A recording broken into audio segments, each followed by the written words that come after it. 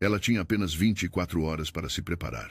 Se falhasse, seu povo inteiro seria exterminado. Se tivesse sucesso, ainda assim poderia morrer. Uma jovem judia, vivendo disfarçada no palácio persa, prestes a arriscar tudo em um plano de sedução para salvar uma nação inteira. Se eu perecer, perecerei, foram suas palavras antes de caminhar em direção ao trono do homem mais poderoso do mundo. O que aconteceu a seguir mudou o curso da história para sempre. Imagine só essa cena. Pérsia, 5º século antes de Cristo, o império mais poderoso do mundo, um rei que controla 127 províncias, e uma jovem judia escondendo sua identidade dentro do próprio palácio real. Mas você a conhece como Éster.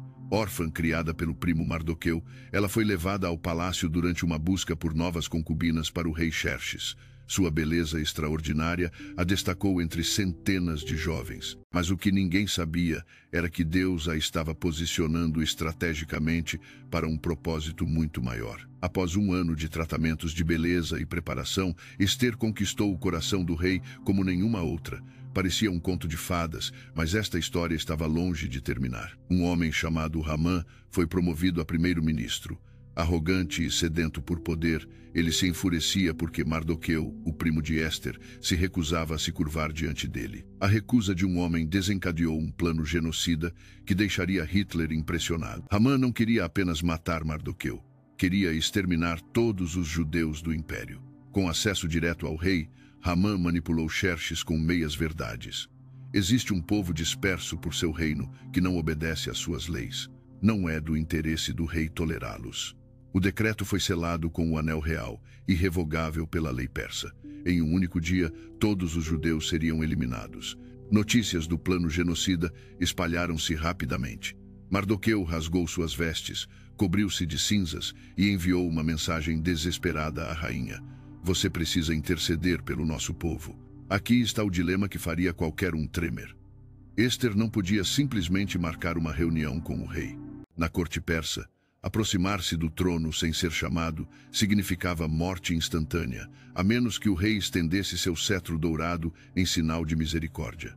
E o detalhe mais aterrorizante, Éster não havia sido chamada à presença do rei há 30 dias. Talvez ele já tivesse perdido o interesse nela. Talvez estivesse ocupado com outras mulheres do harém. Interceder significaria arriscar sua própria vida. A resposta de Mardoqueu ressoa através dos séculos. Não pense que por estar no palácio real você escapará quando todos os judeus forem mortos. Se você ficar calada neste momento, socorro e livramento surgirão de outra parte, mas você e a família de seu pai perecerão.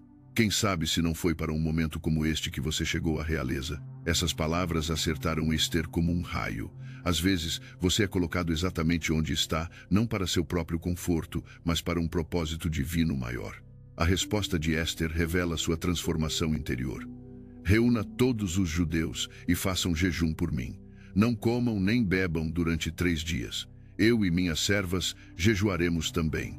Depois disso, irei ao rei, ainda que seja contra a lei. E se eu perecer, perecerei. Esta não era mais a menina tímida do harém. Era uma mulher disposta a sacrificar tudo por um bem maior.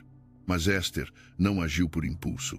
Ela desenvolveu uma estratégia brilhante. Após 3 dias de jejum, Éster se preparou meticulosamente. Vestiu suas roupas reais mais deslumbrantes. Cada joia, cada detalhe de sua aparência foi calculado. Esta não seria apenas uma tentativa desesperada. Seria uma performance cuidadosamente orquestrada. Imagine a cena. Servas ajustando seu manto real, aplicando perfumes e óleos preciosos. Em seu coração, uma oração silenciosa subia aos céus. Em sua mente, cada passo do plano estava traçado. O momento chegou. Éster atravessou os corredores do palácio em direção ao pátio interno, onde o rei conduzia seus negócios. Cada passo era uma batalha contra o medo. Consegue imaginar o peso daquele momento? Servidores a observavam com espanto. Todos sabiam da lei, todos sabiam da pena. Ela parou na entrada do salão do trono, visível ao rei que estava sentado em seu trono majestoso. Ela havia cruzado a linha, não havia volta. Os olhos do rei se voltaram para a figura na entrada. Seu semblante mudou instantaneamente. Seria raiva pela intrusão? Seria indiferença? Tudo dependia deste momento crítico. E então, lentamente, O rei estendeu o cetro dourado em sua direção. O salão inteiro deve ter soltado um suspiro coletivo. Esther se aproximou e tocou a ponta do cetro, o gesto que significava que sua vida seria poupada. O primeiro obstáculo havia sido superado, mas Esther não revelou seu pedido imediatamente. Aqui está o brilhantismo de sua estratégia. Quando o rei perguntou: "O que você deseja, rainha Esther?" "Até metade do meu reino lhe será dado." Ela não mencionou o genocídio. Em vez disso, respondeu: "Se for do agrado do rei, venha com Ramã a um banquete que preparei hoje." Um banquete? Em meio a uma crise? O que ela estava pensando? Esther sabia algo crucial sobre influência. O momento certo é tão importante quanto a mensagem. Durante o banquete, o rei novamente perguntou qual era seu desejo. Surpreendentemente, Esther adiou novamente. "Venha a outro banquete amanhã, então revelarei meu pedido." Ela estava criando expectativa, preparando o terreno emocional. Enquanto isso, Ramã saiu do primeiro banquete exultante, vangloriando-se para amigos e família.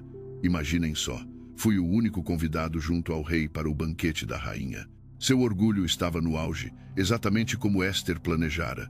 Naquela mesma noite, algo extraordinário aconteceu. O rei não conseguia dormir e pediu que lessem as crônicas reais. Por acaso, leram sobre como Mardoqueu havia descoberto uma conspiração para assassiná-lo anos antes, salvando sua vida. Xerxes perguntou: "Que honra Mardoqueu recebeu por isso?" A resposta: "Nada foi feito por ele."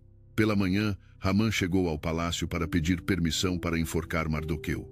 Antes que pudesse falar, o rei perguntou: "O que deve ser feito ao homem que o rei deseja honrar?"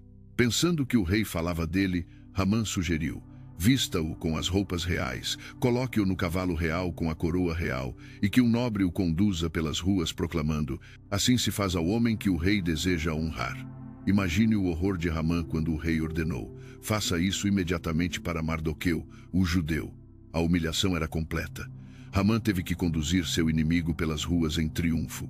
Os papéis se inverteram exatamente antes do segundo banquete. Finalmente, no segundo banquete, Esther revelou tudo.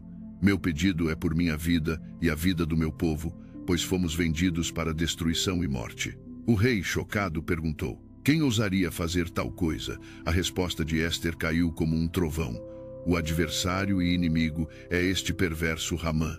O rosto de Ramã empalideceu. O rei, furioso, saiu para o jardim. Quando retornou, encontrou Ramã implorando aos pés de Esther. Sua fúria explodiu. "Vai também violentar a rainha à minha frente, em minha própria casa?" A justiça foi rápida e poética. Ramã foi enforcado na mesma forca que havia preparado para Mardoqueu. O primo de Esther foi elevado à posição que pertencia a Ramã, e embora o decreto contra os judeus não pudesse ser revogado pela lei persa, um novo decreto foi emitido permitindo que os judeus se defendessem. O dia planejado para seu extermínio tornou-se um dia de vitória. E até hoje, os judeus celebram a festa de Purim em memória deste livramento extraordinário. Esther não era apenas uma rainha bonita que seduziu um rei. Ela foi uma estrategista brilhante que usou coragem, timing e inteligência emocional para salvar uma nação inteira. Sua história nos ensina que às vezes somos posicionados estrategicamente para fazer a diferença em momentos críticos. Talvez você esteja onde está para um momento como este. Que coragem silenciosa você precisa demonstrar hoje? Que influência você tem que ainda não usou para o bem maior? Como Esther, você também pode transformar um momento de grande risco em um legado eterno. Irmão e irmãs, se essa história mexeu com você tanto quanto mexeu comigo, me ajuda aqui. Deixa aquele like maroto que me motiva a continuar trazendo essas histórias que transformam vidas. E se inscreve no canal. Tem muito mais vindo por aí. Agora me conta, qual parte dessa história te impactou mais? Ou melhor ainda, você já viveu algo parecido? Desce aí nos comentários e compartilha comigo, porque adoro ler cada história de vocês. Deus abençoe sua caminhada.